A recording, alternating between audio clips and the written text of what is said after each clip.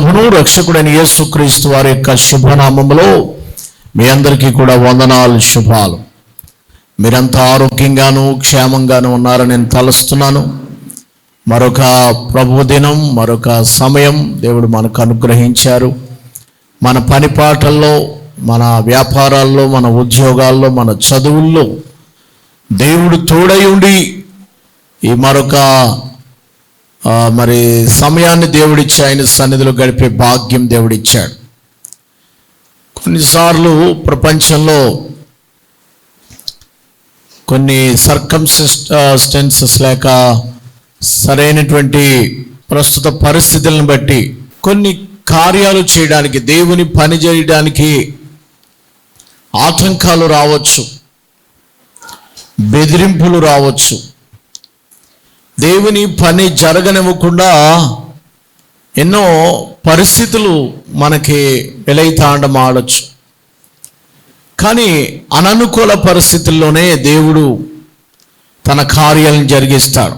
ప్రతికూల పరిస్థితుల్లోనే దేవుడు తన అద్భుతమైనటువంటి తన మహాశక్తిని, ఆయన చేతిని చాపుతాడు. బలమైన తన హస్తాన్ని చాపి తన అద్భుతమైన కార్యాలని దేవుడు జరిగిస్తాడు. సో అలాగున ప్రతికూలమైన పరిస్థితులలో, అననుకూలమైన పరిస్థితుల్లో జరిగిన ఒక అద్భుతమైనటువంటి సంఘటన ఈ ఆదివారం దినాన్ని మనం జ్ఞాపకం చేసుకొని పోతున్నాం. కనుక అపొస్తలుల కార్య గ్రంథమును కనుక మనం ధ్యానించినట్లయితే, అపొస్తలుల కార్యములలో మొదటి అధ్యాయంలో దేవుడు ఆరోహణమయ్యేటప్పుడు యేసుక్రీస్తు ప్రభువారు ఒక వాగ్దానం చేశారు. నేను 40 దినాలు వారికి కనిపించారు. చనిపోయి తిరిగి లేచిన తర్వాత, మరణించి 3వ దినాన్ని మృత్యుంజయుడై పునరుత్థానుడై లేచినప్పుడు 40 రోజులు కనిపించారు యేసు ప్రభువారు. కనపడి ఆయన ఒక వాగ్దానం చేశారు. నేను వెళ్ళిన తర్వాత పరిశుద్ధాత్మ శక్తిని మీరు పొందుకుంటారు. పరిశుద్ధాత్మ దేవుడు మీలోకి వస్తాడు. ఆయన మిమ్మల్ని ఆవేశించినప్పుడు, ఆయన మీలోకి వచ్చినప్పుడు మీరు శక్తిమంతులు అవుతారని చెప్పాడు. అప్పుడు మీరు భూదిగాంతాలకు వెళ్ళి సాక్షులుగా ఉంటారు అని దేవుడు చెప్పాడు. ఈవేళ ఆ పరిశుద్ధాత్మతో నింపబడినటువంటి అనుభవం కలిగినటువంటి వ్యక్తులు చేసేటువంటి పరిచర్య యొక్క ప్రభావం చాలా అద్భుతకరంగానూ ఆశ్చర్యకరంగానూ ఉంటుందండి. దేవుని ఆత్మచేత నడిపించబడినట్లయితే, దేవుని కార్యాలు ఉన్నతంగా మనం చేసినట్లయితే, మరి దేవుడు తన దాసులను ఆయన వాడుకుంటాడు. సో దేవుడు చెప్పిన మాట ప్రకారం 40 రోజుల తర్వాత ఆయన ప్రత్యక్షమయ్యాడు, కనిపించి అందరికీ. 10 రోజులు ఆలయంలో ఉపవాస ప్రార్థన చేశారు వారు మేడగదిలో. మరి అపొస్తలుల కార్యం 2వ అధ్యాయంలో పెంతెకొస్తు పండగ దినమున పరిశుద్ధాత్మ చేత వారు నింపబడ్డారు, పరిశుద్ధాత్మతో నింపబడ్డారు. ఆ 2వ అధ్యాయంలో ఆత్మచేత నింపబడినప్పుడు పేతురు గారు ఒక బలమైన ప్రసంగం చేశారండి. తెల్లవారుజామునే పరిశుద్ధాత్మ చేత నింపబడినప్పుడు ఒక వర్తమానం వారికి వచ్చింది. ఆ ప్రసంగం అయిన తర్వాత ఆ వర్తమానానికి దాదాపుగా ఆ రోజున 3,000 మంది బాప్తిసం పొందారు. 3,000 మంది బాప్తిసం పొందితే ప్రజలందరూ కూడా ఒక రకమైనటువంటి ఆనందం, సంతోషంతో నింపబడుతున్నారు. ఉదయం 5 గంటలకి ఆ టైంలో ప్రసంగం మొదలైంది. 9 గంటల నుంచి ఆయన 12 గంటల వరకు ప్రసంగం చేశారు. బాప్తిస్ కార్యక్రమాలు జరిగాయి. మధ్యాహ్నం 3 గంటలకు వాళ్ళ మందిరంలోకి వెళుతున్నారు. దేవాలయంలోకి వెళుతుంటే, ప్రార్థనా సమయంలో 3 గంటలకి మందిరానికి వెళుతుంటే, అక్కడ ఒక పుట్టిన దగ్గర నుంచి ఒక కుంటివాడు చర్చి దగ్గర కూర్చుని అడుక్కుంటున్నాడు. వాడు పుట్టిన దగ్గర నుంచి కుంటివాడు. 40 ఏళ్ల వయసు ఉంటుంది అతనికి ఇంచుమించుగా. ఆ 40 సంవత్సరాల వయసు కలిగినటువంటి వాడు అడుక్కుంటున్నాడు. అమ్మా, అయ్యా, నాకు ఏదన్నా కానుకేయండి, బ్రతకడానికి, తిరగడానికి పని చేసుకోలేను అని చర్చ్ గేట్ ముందు ఎంట్రన్స్లో అడుగుతున్నాడు. ఈ పేతురు, యోహానులు వారు కూడా చర్చిలోకి వస్తున్నారు. పాస్టర్ అయ్యారు ఇద్దరు కూడా. వారు తెల్లని వస్త్రాలు ధరించుకుని వస్తుంటే వారు ఆయన వైపు చూచాడు. వీళ్ళ దగ్గర ఏమైనా దొరుకుతుందేమో, ఏమైనా ఒక బలమైన కానుక ఇస్తారేమో అని చూశారండి. సరే, కానుక వస్తుందని చూసేటప్పటికీ వాళ్ళు అన్నారు, పేతురు యోహానులు, అయ్యా, నీకు ఇవ్వడానికి వెండి బంగారాలు మా యొద్ద లేవు. వెండి కానీ బంగారం కానీ డబ్బు కానీ ధనం కానీ మా దగ్గర ఏం లేదు. మా దగ్గర ఏది ఉందో అది నీకు ఇస్తాం. కావాలా అని అడిగితే, అలాగేంటి బాబుయ్య, ఏదోటి చేయండి అన్నాడు. వెండి బంగారాలు మా దగ్గర లేవు, ధనధాన్యాలు లేవు, ఏమిస్తారయ్యా అనంటే ఆయన ఒక మాట చెప్పాడు, నజరేయుడైన యేసుక్రీస్తు అధికారం గల నామములో లేచి నడువు అన్నారు. యేసుక్రీస్తు నామములో లేచి నడవమనగానే దిగ్గున లేచి శీలమండలు కదిలిపోయి ఆ పుట్టిన దగ్గర నుంచి లేవలేనటువంటి పోలియో వ్యాధి లాంటి ఆ పక్షవాతం కలిగినటువంటి ఆయన లేచినప్పుడు అప్పటికే అది 40 సంవత్సరాలు వచ్చేసినాయి. ఇదంతా కూడా 3వ అధ్యాయంలో మీరు చూస్తారండి.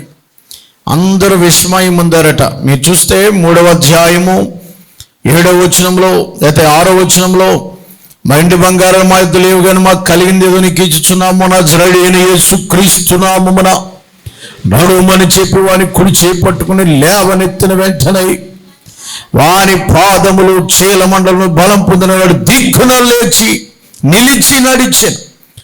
నడుచుచు గంతులు వేయిచు దేవుని స్తుతించి వారితో కూడా దేవాలయంలోనికి వెళ్ళాను. వారితో కూడా మందిరంలోకి వెళ్ళాడు. అక్కడ దేవుని మహింపరిచారు. సో ఇక్కడ పుట్టిన కాళ్ళ నుంచి అద్భుతాలు చూసిన వాళ్ళందరూ కూడా దేవుని వాక్యం విన్నారు. దేవుని వాక్యం విని ఇంచుమించుగా వాక్యం విన్నవారు యేసు పునరుత్థానుడని ఆయన వాక్యం విన్నవారందరూ కూడా ఇంచుమించుగా ఆ రోజున 5,000 మంది బాప్తిసం పొందారండి. 36 గంటల్లో 8,000 అయిపోయారు సంఘం. 5,000 ఒక్క రోజునే 5,000 మంది బాప్తిసం పొందారు. ఒక రోజేమో 3,000, ఇంకొక రోజున ఎంతమంది అండి? 5,000 మంది. అద్భుతం చూశాడు.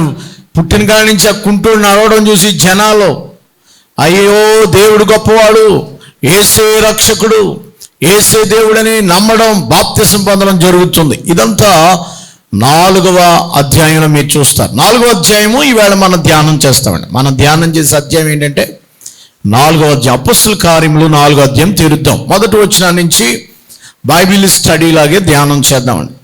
వారు ప్రజలతో మాట్లాడుచుండగా యాజకులను దేవాలయపు అధిపతియు సద్దుకైలను వారు ప్రజలకు బోధించుటయు యేసును బట్టి మృతుల్లో నుండి పునరుత్థానము కలిగినని ప్రకటించడం చూచి కలవరపడి వారి మీదకి వచ్చి వారిని బలత్కారంగా పట్టుకుని సాయంకాలం అయిన మరునాటి వరకు వారిని కావల్లో ఉంచిరి. వాక్యం విన్నవారు అనేకులు నమ్మిరి. వారిలో పురుషుల సంఖ్య ఇంచుమించు 5,000 మంది. ప్రియులారా, వాక్యం పురుషులే 5,000, మరి స్త్రీలు మరి ఎంతమంది ఉన్నారు మనకు తెలియదు. అంటే మన 8,000 అని ఎలా చెప్తాం? ఒక 20,000 అయిపోయారేమో మొదటి వారంలోనే. 1-2 రోజుల్లో సంఘం ఆవిర్భవించింది. కొన్ని వేల మంది బాప్తిసం పొందుతున్నారు.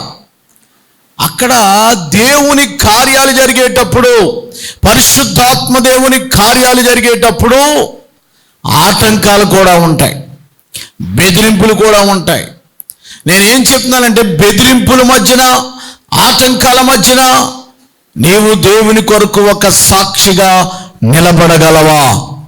బెదిరింపులు వస్తాయి, సమస్యలు ఉన్నాయి, ప్రకటించకూడదని, లేకపోతే స్వార్థకు వెళ్ళకూడదని, మందిరానికి వెళ్ళకూడదని, ప్రార్థన చేసుకోకూడదని, దేవునికి వెళుతుంటే ఏదో రీతైనటువంటి ఆటంకాలు వచ్చినప్పుడు నిలబడి మనం దేవుని గురించి బోధించగలమా?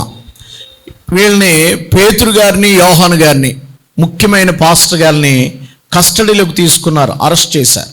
ఏం తప్పు చేశారని అరెస్ట్ చేశారంటే, ఒక కుంటి వాడిని నడిపించినందుకు అరెస్ట్ చేశారు. ఇదేమన్నా తప్పు అని అంటారా? ఒక మంచి పని చేసేటప్పుడు, నిష్కారణంగా దేవుని పని జరుగుతున్నప్పుడు కొన్ని బెదిరింపులు వస్తాయి. దేవుని పని చేసేటప్పుడు కొన్ని ఆటంకాలు కలుగుతాయి, శ్రమలు కలుగుతాయి. దేవుడు విడిచిపెట్టేశాడా? దేవుడు వదిలేస్తాడా శ్రమల్లో? దేవుడు వాడు కూడా దేవుని ఆత్మచేత నింపబడిన వారు ఆ రాత్రి సాయంకాలం ఇంచుమించు 5,000 మంది బాప్తిసం పొందారండి. రాత్రి తీసుకెళ్ళిపోయారు, నైట్ తీసుకెళ్ళిపోయారు వీళ్ళిద్దరిని. ఎవరు తీసుకెళ్లారంటే ఎగ్నెస్ట్స్ ఎవరంటే 4వ అధ్యాయం 1వ వచనంలో ఎవరు ఎగ్నెస్ట్? యాజకులు, దేవాలయ అధిపతులు, అన్నా కయప్పాలు, కొంతమంది సద్దుకైలు, మరి కొంతమంది ఊళ్ళో వాళ్ళంతా కూడా వాళ్ళని పట్టుకున్నారు. ఎందుకంటే యేసుప్రభు వారు పునరుత్థానుడయ్యాడని చెప్పే మాట వాళ్ళకి నచ్చలేదండి. యేసుప్రభు వారు మరణించి తిరిగి లేచాడనే మాట వాళ్ళకి నచ్చలేదు. అది నచ్చక ఈ పాస్టర్ గారిని ఇద్దరిని తీసుకెళ్ళి ఆ రాత్రి జైల్లో పెట్టారు, కస్టడీలో పెట్టారు, స్టేషన్లో పెట్టారు. ఉదయాన్ని తీసుకొచ్చారు. సన్హెడ్రిన్ సభ అంటారు, అంటే పార్లమెంట్ లాంటి సభ అన్నమాట. అలాంటి పెద్ద జడ్జిమెంట్ ఇచ్చే సభది. ఆ సభలోకి తీసుకొచ్చారు. వీళ్ళని అడుగుతున్నారు. మనం వచనాలకు కొంచెం ధ్యానం చేద్దాం. 5వ వచనం, మరునాడు వారు అధికారులను, పెద్దలను, శాస్త్రులను యెరూషలేములో కూడుకొనిరి. ప్రధాన యాజకుడైన అన్నయు, కైపయు, యోహానును, అలెగ్జాంద్రును, ప్రధాన యాజకుని బంధువులందరూ వారితో కూడా ఉన్నారు. ఎందుకంటే పవర్ లాస్ అవుతుందండి. ఇక్కడ గొడవ ఏంటంటే చర్చిలో ఉన్నటువంటి పాస్టర్ గారుల యొక్క పరిస్థితి కొంచెం, అంటే ప్రధాన యాజకులుగా ఉన్న వాళ్ళందరూ కూడా అక్కడ చాలా తేడాగా కనిపిస్తూ ఉన్నది. వాళ్ళ యొక్క అధికారం లాస్ అవుతున్నట్లుగా చూస్తున్నాం. సో వాళ్ళందరూ తీసుకొచ్చి పాస్టర్ గారులను తీసుకొచ్చి అక్కడ నిలవబెట్టి వాళ్ళని అడుగుతున్నది ఏంటంటే, కొంతమంది ఈ పాస్టర్ గ్రూపులు, ఇండివిజువల్స్ ఏమండి డిఫరెంట్ వాళ్ళు అందరు నిలబెట్టి 10 మందిని అడుగుతున్నారు. ఏమని అడుగుతున్నారు తెలుసా మీకు? 7వ వచనం చూడండి. 7వ వచనం, వారు పేతురు, యోహానుల మధ్య నిలబెట్టి, మీరు ఏ బలము చేత, ఏ నామాన్ని బట్టి దీన్ని చేసి తిరని అడిగిన మీరు ఎక్కడది? ఈ బలం ఎక్కడది మీకు? ఈ బలం ఎలా వచ్చింది మీకు? కుంటోళ్ళని లేపే అంత శక్తి ఎలాగొచ్చింది మీకు? కుంటోళ్ళని ఎలా లేపారు మీరు? ఎలా బాగు చేశారు? ఏ నామం? పేతురు గారు పరిశుద్ధాత్మతో నింపబడ్డాడు. Filled with holy spirit. పరిశుద్ధాత్మతో ఎప్పుడైతే నింపబడి ఉన్నాడో, అయా పరిశుద్ధాత్మ చేత అభిషేకించబడడం వేరు, నింపబడడం వేరు. ఆయా సమయాలలో పరిశుద్ధాత్మ దేవుడు ఓన్లీ పెంతెకొస్తు దినాన్నే కాదు, కంటిన్యూస్లీ ఆయన ఆత్మ కార్యాలు జరుగుతూనే ఉన్నాయి. పరిశుద్ధాత్మ దేవుడు కేవలం 10 రోజుల ప్రార్థనలోనే చేసే దేవుడు కాదు. పరిశుద్ధాత్మ దేవుడు కేవలం ఏదో కొన్ని రోజులకి పరిమితమైన వాడుగా మీరు చెయ్యొద్దు. పరిశుద్ధాత్మ దేవుడు దినదినము, అనుదినము మన దైనందిన జీవితాల్లో ఆయన కార్యములు జరిగిస్తాడు. ఏదో ఆ దినాలలోనే ఆత్మకార్యం జరుగుతుంది, ఆ ఉపవాస కూటాల్లోనే జరుగుతుంది, ఇంకొక దినాలలో జరగదని అనుకోవడం పొరపాటు. ఆయన ఎప్పుడు కూడా నింపుతూ ఉండే దేవుడు. కష్టకాలంలో, కష్టోడిలో ఉన్నప్పుడు, బెదిరింపుల మధ్య ఉన్నప్పుడు స్టేషన్లో పరిశుద్ధాత్మతో నింపబడ్డాడు. చప్పలు కొడుగాడుగా దేవునికి స్తోత్రం. ఆత్మ పొందిన వాడికి స్టేషన్, రోడ్డా, లేకపోతే 10 మంది ఉన్నారు, అదేం ఉండదు. ఆయన అగ్ని చేత, ఆత్మ చేత నింపబడిన వాడై ఇలా చెప్తున్నాడు. ఏంటి మీరు నన్ను ఏం అడుగుతున్నారు? ప్రజలారా, అధికారులారా, పెద్దలారా. పెద్ద సభ ఉందేమో, ఓపెన్ కదండి. అప్పుడు కోర్టులు, ఇప్పుడైతే లోపల జరుగుతాయి జడ్జిమెంట్లు, అప్పుడు ఓపెన్ కోర్టు. ఇప్పుడు మన వీధిలో తగువులు ఎలా జరుగుతాయి? మొత్తం ఊళ్ళో వాళ్ళందరూ వచ్చేస్తారు. వేళ తగువు అంటే ఇద్దరు ఆడోళ్ళకి లేదా 2 మగోళ్ళకి పూర్వం గొడవ వచ్చినాయి అనుకోండి, ఎక్కడ తీసుకెళ్ళిపోయారు? ఈవేళ వీధి కాడ తగువు ఉంది, ఓహో అనే పదం మర్చిపోయాం, వింటలేదు. ఎప్పుడు అయిపోయినాయి అన్నీ. ఆ రోజుల్లో అలా తిరిగేవారు. మొత్తం ఊళ్ళో జనం అంతా కొంచెం ఏదన్నా అబ్బాయిని పట్టుకున్నా, అమ్మాయిని పట్టుకున్నా ఇంకెక్కువ జనం వెళ్ళిపోతుండేవారు. అందరి మధ్యన జడ్జిమెంట్ దేని మీద అండి? ఇక్కడ కూడా అందరి ముందు జడ్జిమెంట్ జరుగుతుంది. అందుకని ఆయన అంటున్నాడు, ప్రజలారా, అధికారులారా, పెద్దలారా. పెద్దలు ఉన్నారు అక్కడ. పెద్దలారా నేను చెప్పేది ఏంటంటే, ఆ దుర్బలునికి చేయబడిన ఉపకారం గూర్చి వాడు దేని వల్ల స్వస్థత పొందలేదు, మీరు మమ్మల్ని విమర్శించుచున్నారు కనుక. ఆ దుర్బలుల పనికి మాలినోడు, ఆ ఎన్నిక లేనివాడు, ఎవరో పట్టించుకోలేనటువంటి బాధింపబడుతున్నటువంటి ఆ దరిద్రుడికి చేసిన ఉపకారాన్ని బట్ట మమ్మల్ని స్టేషన్కి తీసుకొచ్చారు. ఏమన్నా దొంగతనం చేశామా? ఎవరి దగ్గరైనా అపవిత్రమైన పాపాలు చేశామా? ఎవరైనా దూషించామా? యేసును గురించి ప్రకటిస్తుంటే ఈవేళ ప్రతిబంధకాలు తీసుకొస్తున్నారు, ఆటంకాలు తీసుకొస్తున్నారు. అద్భుతాలు జరుగుతుంటే ఆటంకాలు చేస్తున్నారు. సభలకు ఆటంకపరుస్తూ ఉన్నారు. లేకపోతే స్వార్థకెళ్ళే వీధుల మీద వెళుతున్న వారి మీద పేడ బురద జల్లుతున్నారు. ఎక్కడ కూడా చాలా ఇబ్బందికరమైన పరిస్థితులు కనబడుతున్నాయి. ఆ దినాల్లో కనబడినప్పుడు ఈ చెడ్డోడికి పనికిమాలినోడికి చేసిన ఈ కార్యాన్ని గురించి మమ్మల్ని విమర్శిస్తున్నారా? ఇక్కడ ఒక మాట అంటాడు చూడండి, వినండి. ఏముంది, మీరు ఎవరినైతే సిలువేశారో ఆ యేసు ప్రభు మృతుల్లోంచి లేచాడు. ఆ దేవుడు లేపినటువంటి నజరేయుడైన యేసుక్రీస్తు నామములో ఇతను స్వస్థత పొందాడు. ఏ నామాన్ని అడిగారు కదా మీరు? మీరు ఎవరైతే యేసు ప్రభుని దేవుడు కాదన్నారో, ఎవరినైతే యేసు ప్రభుని గురించి మీరు సిలువేశారో, ఏ దేవుణ్ణైతే మీరు నిషేధించిన రాయి, ఏ రాయి అమ్మది? నిషేధించిన రాయి, మూలకి తలరాయి. మీరు ఏదైతే వద్దన్నారో, సాక్ష్యం ఇస్తున్నారో, ఎవరైతే పరిశుద్ధాత్మతో నింపబడతారో, ఈ అధ్యాయంలో మనం మొట్టమొదటిగా చూసేది ఏంటంటే, మనము ఆత్మచేత నింపబడడం. పరిశుద్ధాత్మతో వారు నింపబడినప్పుడు వారు దేవుని గురించిన సాక్ష్యం ఇస్తున్నారు. మరేం చెప్పారు తెలుసా? మరి ఏ నామమున 11వ వచనములో ఇల్లు కట్టువాడు నిషేధించిన రాయి మూలకే. ఏ దేవుడు వద్దన్నారో, ఏ దేవుడు అంటే ఇష్టం లేదన్నారో, అదే దేవుని ద్వారా ఈ కార్యాలు చేశాము. రెండవది ఏంటంటే, మరి ఏ నామం వలన రక్షణ కలదు? ఈ నామమున అనగా యేసుక్రీస్తు నామం వల్లనే రక్షణ పొందవలన. ఆకాశము క్రింద మనుషులు ఇవ్వబడిన మరి ఏ నామమున రక్షణ పొందలేము? యేసుక్రీస్తు నామములోనే. పాస్టర్ గారిని కొట్టించి, పాస్టర్ గారిని బంధించి వాక్యం చెప్పకుండా చేద్దారనుకున్నారు వాళ్ళు. సరే, ఇక్కడ ఏళ్ళు ఏం చెప్పారు? ఇప్పుడు యేసుక్రీస్తు నామములోనే స్టేషన్లో చెప్పారు, ధైర్యంగా చెప్తున్నారు, యేసు నామములోనే మేము ఈ కార్యం చేశాం. యేసుక్రీస్తును నామములోనే రక్షణ. మరి ఏ నామముల? ఆకాశము పైన వాటి నామముల కన్నను, భూలోకము క్రింద ఉన్న వాటిలోనూ మరి ఏ నామము వలన రక్షణ లేదు. ఏ నామాలండి? ఎన్ని నామాలు? ఇలాగున్నాయి, ఇలాగున్నాయి. కొంతమంది ఇలా పెడతారు, కొంతమంది ఇలా పెడతారు. ఈ నామాల వల్ల రక్షణ లేదు. యేసయ్య నామం. మన దేశంలో ఒక నామం చెప్పమని బలవంతం చేస్తున్నారు, అది చెప్పకపోతే కొట్టేస్తున్నారు కూడా. ఆ నామం చెప్పమంటున్నారు. మనం అయితే యేసు నామమే జయం. దేవునికి స్తోత్రం. యేసు రక్తమే జయము. ఎప్పుడైతే ఆ యేసు నామాన్ని గురించి వారు ప్రకటించారో, పొందలేమని చెప్పారో, వాళ్ళ ధైర్యాన్ని చూసి పిచ్చెక్కిపోయిందంటే ఎవరికి? జడ్జిలకి, వాళ్ళకి, ప్రధాన యాజకులకి, కయ్యప్పలకి. 13వ వచనంలో వీరు పేతురు యోహానులు ధైర్యము చూసినప్పుడు, ధైర్యం ఎంత బోల్డ్గా ఎలా మాట్లాడుతున్నారు? ఇంత ధైర్యం ఎక్కడిది వీళ్ళకి? వీళ్ళ దగ్గర ఎడ్యుకేషన్ లేదు. ఏంటమ్మా? ఏంటంటే విద్య లేని పామరులను గ్రహించి ఆశ్చర్యపడి వారు యేసుతో కూడా ఉండిన వారిని గుర్తెరిగి. చూడండి, ఇక్కడ చూడండి, వీళ్ళు ఆశ్చర్యపోతున్నారు. ఏంటి ఎంత ధైర్యం ఎక్కడ వచ్చేసింది వీళ్ళకి? ఏమండి, శ్రమల్లో, కష్టాలలో మనకు ధైర్యం ఇచ్చేవాడు యేసయ్య, పరిశుద్ధాత్మ దేవుడు. దేవునికి స్తోత్రం. ఎవరు ఆత్మతో నింపబడతారో వాళ్ళ చుట్టూ ఎన్ని ప్రతిబంధకాలు ఉన్నా భయపడి మనం ఏ పని చేయలేం. భయంతో ఎంతకాలం బ్రతుకుతాం? ధైర్యంగా ఉండి దేవుని పని చేద్దాం. దేవునికి స్తోత్రం కలుగును గాక.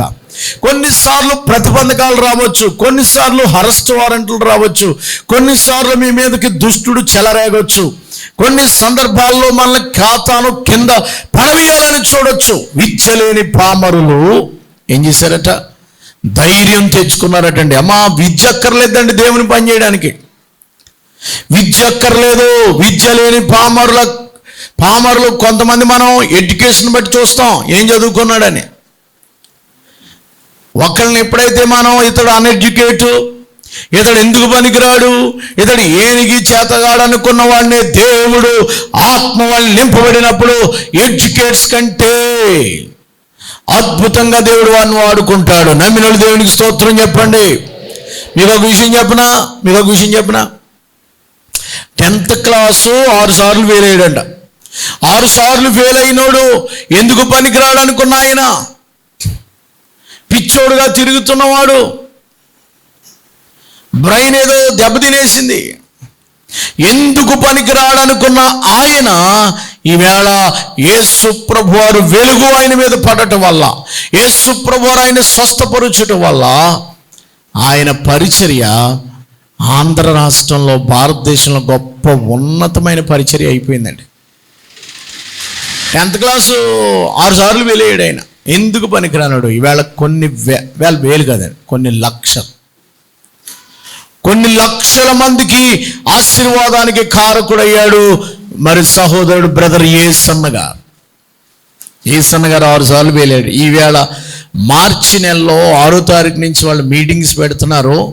సుమారుగా ఒక్క రోజుకి 2 రోజులకి 3 లక్షల మంది అటెండ్ అవుతారు. 120 ఎకరాల్లో పెడుతున్నారు. ఎంత అద్భుతం అండి, ఎంత ఆశ్చర్యకార్యం అండి.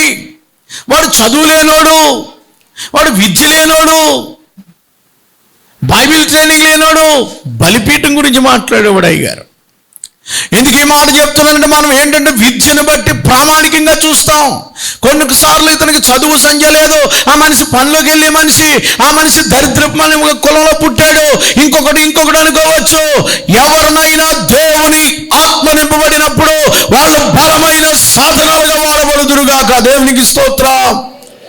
డిఎల్ మూడి గారు కావచ్చు, భక్తులు కొంతమంది, చాలామంది బలహీనలైనటువంటి వాళ్ళు, తక్కువ చదువుకున్న వాళ్ళు ప్రపంచాన్ని కదిపేశారండి. కొన్ని ఆత్మలు రక్షించడానికి దేవుడు వాడుకున్నాడు. నాకు విద్య లేదు, నాకు చదువు లేదు, నాకు సంచి లేదు, తెలివితేటలేదు, అక్షరం ముక్క లేదు, లెక్కలు రావు, ఏమి రావనద్దు.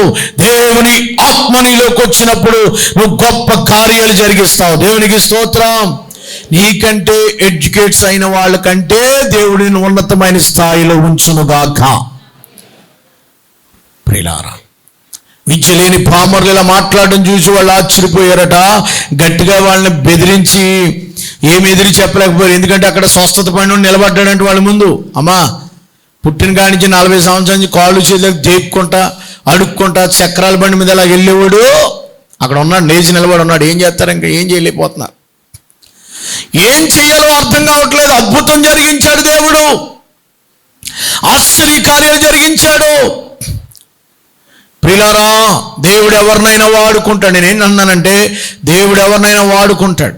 విద్యతో సంబంధం లేదు, లేకపోతే భాషతో సంబంధం లేదు, యాసతో సంబంధం లేదు, కులంతో సంబంధం లేదు, ఇంకో దాంతో సంబంధం లేదు. నేను ఎన్నికలేని దాన్ని అనొద్దు. ప్రతి ఒక్కొక్కరిని వారి వారి స్థాయిల్లో, వారి వారి పరిధుల్లో, వారి ఎక్కడ దేవుడిని పెట్టాడు అక్కడ వాడుకుంటాడు. స్కూల్లో వాడుకుంటాడు, కాలేజీలో వాడుకుంటాడు, కూలి పనులు వాడుకుంటాడు, పొలం పనులు వాడుకుంటాడు, గేదెల తోలికలు వాడుకుంటాడు. ఎక్కడైనా దేవుడు ప్రతి ఒక్కరిని వాడతాడు. దేవునికి స్తోత్రం కలుగును గాక. వారు ఇంకేం చేయాలో అర్థం కాక మనుషులు చాలా మంది ఉండడం చూసి మనం ఏమీ చేయదమని వారు ప్రసిద్ధి పైన ఈ 16వ వచనంలో ఈ క్రియ చూసి యెరూషలేములో కాపురం ఉన్నారు అందరికీ స్పష్టంగా జరగలేదని చెప్పజాలము. వీళ్ళేమో జరగలేదని అనలేము, మోళి చేశారు, ఖాళీ చేశారని అనలేము, మంత్రం వేశారని అనలేము, లేకపోతే ఆడు కుంటోడు కాదు మీరు ఏమన్నా తీసుకొచ్చారని కొంతమంది అంటున్నారు కదా. మన వాళ్ళు ఫేక్ డబ్బులు ఇచ్చి చేయిస్తున్నారు, ఇలాగ అంటున్నారు. చేస్తారేమో కానీ యేసు ప్రభు నిజమైన స్వస్థత కార్యాలు జరిగిస్తాడు. నాకు నిజంగా దేవుడు స్వస్థపరిచాడు అన్నవాళ్ళు ఉంటే, నాకు స్వస్థత అనుభవం ఉంది అన్నవాళ్ళు దేవునికి స్తోత్రం చెప్పండి. నేను స్వస్థత పొందిన అనుభవం నాకుంది అన్నవాళ్ళు దేవునికి స్తోత్రం చెప్పండి. ఉంది కదా మీకు ఏమన్నా ఫేక్ డబ్బులు ఇచ్చి చెప్పించానా? నాకుంది, స్వస్థత పొందిన అనుభవం నాకుంది. ఎన్నోసార్లు చెప్పాను నేను. This the tone. ఆపరేషన్ అయితే కానీ నువ్వు మాట్లాడమన్నారు. వితౌట్ ఆపరేషన్ లేదని ఎలా చెప్తారు మీరు? అనుభవించి చెప్తున్నాను నేను. దేవునికి స్తోత్రం. ఇంకొక ఆపరేషన్ అన్నారు, అది అవ్వలేదు. దేవునికి స్తోత్రం కలుగును గాక. అద్భుతమైన కార్యాలు దేవుడు అనుభవించి చెప్పగలుగుతున్నాను. మా మదర్ ఒక విట్నెస్. ఆవిడ పొందుకుంది, చేతుల మీద నడిచి ఆవిడ కదా, చేతుల మీద తీసుకెళ్లారట. విగ్రహారాధికురాలుగా ఉంటూ విగ్రహాలను పూజించుకునేటువంటి ఆవిడ్ని తీసుకెళ్ళి ఆ వీధిలో కూటం జరుగుతుంటే వీధిలోకి వెళ్ళడం బాగోదని గుమ్మాలో కూర్చుని వింటే, అరుగు మీద కూర్చుని వింటే దేవుడు ఆవిడని తాకి స్వస్థపరిచాడు. ఆ రాత్రి చేతుల మీద వచ్చిన ఆవిడ నడిచి వెళ్ళింది. యేసు ప్రభువులో శక్తి ఉంది, మహిమ ఉందని నమ్ముకున్నారు. ఆయనలో శక్తి లేదని మనం చెప్పజాలము. యేసు ప్రభు నిన్న నేడు నిరంతరము. మీ చేత ఎవరని చెప్పించారండి? నో, అనుభవించాం మనం. ఎన్నోసార్లు ప్రార్థన చేసుకుంటే ఆ రాత్రి తగ్గిపోయిన అనుభవాలు ఉన్నాయి. ఆ రాత్రి నొప్పి తగ్గిపోయింది, ఆ రాత్రి హాస్పిటల్కి వెళ్ళకుండా అయిపోయిన అనుభవాలు ఉన్నాయి. లేవంటారా? ఏమండి లేవంటారా? చెప్పండి. లేవని ఎవరంటారండి? కొంతమంది తెలియక అనుకుంటున్నారు వాళ్ళు నిజంగా ఈ జరుగుతుంటే చూసి అద్భుతాలు సాక్ష్యాలు ఇస్తుంటే అన్యులకి తెలియక అనుకుంటున్నారో వీళ్ళకి ఏమైనా డబ్బులు ఇచ్చి చెప్పిస్తున్నారో అని. మన లలిత్ మోడీ, ఈ కరుణాకర్ సుగుణ ఇలాంటి వాళ్ళు ఉన్నారు కదా, వాళ్ళకి ఏం పని లేదు, ఒక యూట్యూబ్ ఛానల్ పెట్టుకుని ఇదే పని చేస్తున్నారు వాళ్ళు. ఇది జరగలేదు, అది జరగలేదు, ఇది జరగలేదు చెప్పమానండి. మిమ్మల్ని అందరినీ బలవంతంగా ఇక్కడ తీసుకొచ్చారా? మీకేమన్నా డబ్బులు ఇచ్చి తీసుకొచ్చారా? మీకేమన్నా ప్రలోభ పెట్టారా? లేదు కదా. యేసు ప్రభువాన్ని మేము మనస్సు పూర్తిగా నమ్ముకొని ఆయనేమో దేవుడు నమ్ముతున్న వాళ్ళందరూ చప్పలు కొట్టి దేవుని మహిమపరచండి. హల్లెలూయా. ఇది బలవంతం చేసేది కాదు, ఇది ప్రలోభలు పెట్టే కాదు. యేసు క్రీస్తు అనే దేవుడు సజీవుడు, అద్భుతాలు చేయగల దేవుడు కనుక అక్కడ ప్రసిద్ధమైన సూచిక్రియ చూసి ఏం చేయాలో అర్థం కాక 17వ వచనంలో, ఇక మీదట ఈ నామమును బట్టి మనుషులతోనైనా మాట్లాడకూడదు, మనం వారిని బెదిరి పెట్టాలని చెప్పుకొని అప్పుడు వారిని పిలిపించి మీరు యేసు నామాన్ని బట్టి ఎంత మాత్రమునో మాట్లాడకూడదని బోధింపకూడదని ఆజ్ఞాపించారు. అంటే జీవోస్ వస్తున్నాయి. యేసు ప్రభు గురించి చెప్పకూడదు, యేసు ప్రభు గురించి మాట్లాడకూడదు, ఈదుల్లో సువార్త చేయకూడదు. ఏమండి ఇంకా కొన్ని ఉత్తరప్రదేశ్లో అయితే సువార్త బ్యాన్ చేశారు. పబ్లిక్ మీటింగ్స్ పెట్టకూడదు ఉత్తరప్రదేశ్లో. కొన్ని చట్టం వచ్చేసింది అక్కడ. రేపు మార్చి నెల 1వ తారీఖున 3వ తారీఖున అనుకుంటా, మార్చి నెల 3వ తారీఖున వైరల్ అవుతుంది చూసారు మీరు. ఛత్తీస్గఢ్లో మార్చి నెల 3వ తారీఖున క్రైస్తవులందరినీ బట్టలు కూడా తీసేసి నగ్నంగా రోడ్డు మీద నడిపించి కాల్చి చంపేస్తామని స్టేట్మెంట్ ఇచ్చారు. నిన్నే 3వ తారీఖున ఇలా చేస్తామని ప్రకటించారు. భారతదేశంలో ఈ వార్త రాష్ట్రపతికి చేరాలని పాస్టర్ గారులు అందరూ కృషి చేస్తున్నారు. బెదిరింపులు ఉన్నాయి, కాల్చేస్తాం, చంపేస్తాం నడి రోడ్డు మీద.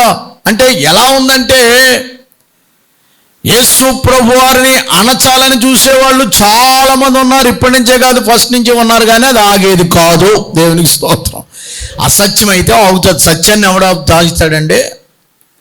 అసత్యం అయితే ఇవాళ కాకపోతే రేపన్నా ఆగిపోద్ది. నిజం ఎప్పుడు దాగేది కాదు, సత్యం ఎప్పుడు ఆగేది కాదు.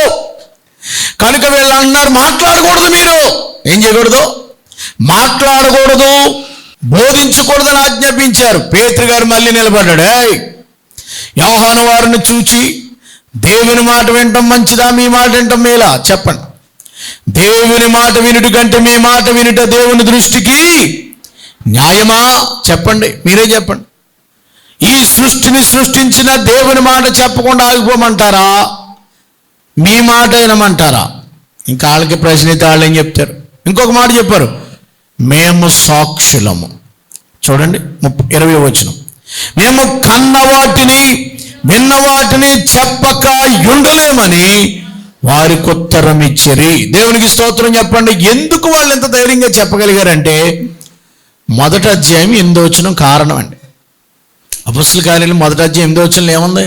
ఆయనను పరిశుద్ధాత్మ మీ మీదకి వచ్చినప్పుడు మీరు శక్తి పొందుకుంటారు గనుక మీరు యెరూషలేములోను యోదయ సమరయ ప్రతి దేశంలో కూడా భూదిగాంతాల వరకు కూడా నాకు సాక్షులు. దేవునికి స్తోత్రం. ఈ అధ్యాయంలో మనం నేర్చుకోవాల్సిన మొదటి మాట ఏంటంటే, దేవుని వాక్యం బోధించడానికి పరిశుద్ధాత్మతో నింపబడాలి. రెండవది, మనం సాక్షులు. ఎవరు సాక్ష్యం ఇస్తారు యేసయ్య కొరకు? కన్న వాటిని, అమ్మ దేని గురించి సాక్ష్యం ఇవ్వాలి? కన్న వాటిని, విన్న వాటిని గూర్చి మేము చెప్పకుండా ఉండలేము. దేవునికి స్తోత్రం. అమ్మా, మీరు సాక్షిగా ఉన్నారా? భయపడుతున్నారా దేవుని గురించి చెప్పడానికి? పిరికితనం పడుతున్నారా? ఎందుకు ఈ సంఘము ఇంతమందే ఉండిపోయారు? ఎందుకు నీ ప్రక్క వ్యక్తి మారడం లేదు? ఎందుకు నీ ఇంట్లో వాళ్ళు మారడం లేదు? ఎందుకు నీ ఫ్రెండ్ మారడం లేదు? ఎందుకు నీ ఇంట్లో వాళ్ళు, నీ పక్క వాళ్ళు ఎందుకు దేవునికి దూరం అయిపోతున్నారు అంటే సాక్షి జీవితం లేదు. సాక్ష్యం లేకపోతున్నాం. సాక్ష్యం అంటే చర్చిలో ఇచ్చే సాక్ష్యం కాదండి, బయట సాక్ష్యం. అంటే ఇక్కడ తెలిసిన వాళ్ళకి కాదు నేను చెప్పేది సాక్ష్యం. ఈ సాక్ష్యం కాదు. దేవుడు నీకేం చేశాడు, దేవుడికి ఏది అనిపించావో, నువ్వు ఉన్న స్థలంలో, ఉన్న ప్రదేశంలో సాక్ష్యమే. సాక్షిగా నిలబడు. దేవుడు అద్భుత కార్యాలు జరిగించబోతున్నాడు. ఆటంకాల్లో దేవుడు అద్భుతం జరిగిస్తాను. నిలబడాలని కోరుకుంటే, దేవుని కొరకు సాక్షిగా ఉండాలని కోరుకుంటే, కొన్ని ఆత్మలను ప్రభు దగ్గరికి నడిపించాలనుకుంటే సమయము గతించిపోతుంది, కాలము వెళ్ళిపోతుంది. ఇక దినములు చెడ్డవి కనుక సమయములు పోనివ్వక సాక్ష్యం ఇద్దాం. యేసు ప్రభు అంటే ఏమనుకుంటున్నారండి? ఏంటండి మీరు చెప్తున్నారు? ఇదిగో పలానా రోజు నేను ఇలాంటి పరిస్థితుల్లో ఉన్నప్పుడు నేను ప్రార్థన చేసుకుంటే నాకు ఇది అయ్యిందండి, ఆ రాత్రి అంతా భయపడిపోయానండి, తెల్లారేటప్పటికి దేవుడు నాకు విడుదల ఇచ్చేసాడండి, జైల్లోంచి విడుదల వచ్చేసిందండి, ఆ రాత్రి హాస్పిటల్లోని కన్నీళ్ళు మున్నీళ్ళు అయిపోతే ఎంతో డబ్బు అవసరం అయిందండి, దేవుడే పంపించాడండి. సాక్ష్యం. నేనేమంటున్నానంటే, సంఘంలో మనం సాక్ష్యం ఇస్తాం, దట్ ఓకే. బయట వాళ్ళు ఎవరికని చెప్పావా అని అడుగుతున్నాను. కూలి పనులు ఎవరికని చెప్పావా? స్కూల్లో ఎవరికని చెప్పావా? ఫ్రెండ్స్కి ఎవరికని చెప్పావా? యేసు దేవుడే నిజమైన దేవుడే నమ్ముకోయా అని అనుకో. నీ సాక్ష్యం చెప్పు.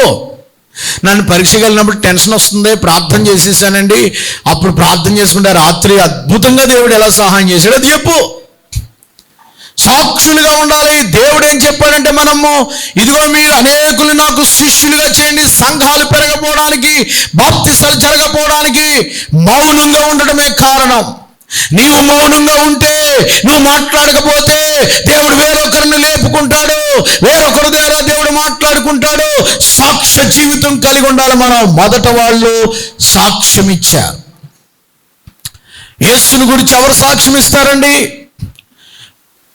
మీకు ఒక విషయం చెప్పనా, ఈ ప్రపంచం అంతా కూడా యేసయ్యని ముద్దాయిని చేశారు.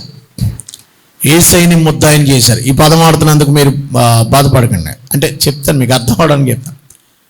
ఇప్పుడు ఒక ముద్దాయి, ఈయన ఇక్కడ కోర్టు కదా, ఇది కోర్టు. ఇక్కడ ముద్దాయి నిలబడ్డాడు. ఎవరు నిలబడ్డారండి? Court scene. నేను ఎప్పుడు కోర్టు సీన్ చూడలేదు, సినిమాలు కూడా పెద్ద చూడను కాబట్టి నాకు తెలియదు, ఊహించుకుంటున్నాను అంతే. జడ్జి గారు ఇక్కడ కూర్చుంటారు, ముద్దాయిని బోన్లో నిలబెడతారు కదా. ముద్దాయిని బోన్లో నిలబెట్టినప్పుడు ఆడు తప్పు చేసాడో చేయలేదో అనేది ఎలా నిరూపణ అవుతుందండి? సాక్షులు ఉండాలి.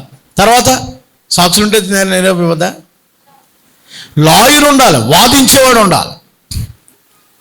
ఇక్కడ యేసు ప్రభువాన్ని ప్రపంచం ముద్దాయిగా చేసింది దేవుడు కాదని, అసలు ఇది లేదని మన ఆడ ఉన్నాడు కదా రాధా మనోహర్ దాస్, ప్రతి చోటుకి వెళ్ళిపోయి డిక్కీ బాబా అని పెట్టారు మనోడికి. వెళ్ళిపోయి ఆ ముసలం దగ్గరికి వెళ్ళిపోయి ఇంటర్వ్యూ చేసేసాడు. ముసలి రైల్వే స్టేషన్లో అడుక్కుంటుంది కదా, ఆవిడ దగ్గరికి వెళ్ళాడు. 50 రూపాయలు ఇచ్చాడు. ఇచ్చి తండ్రి ప్రభా స్తోత్రం 50 రూపాయలు ఇచ్చిన అయ్యగారిని దీవించిందాన్ని.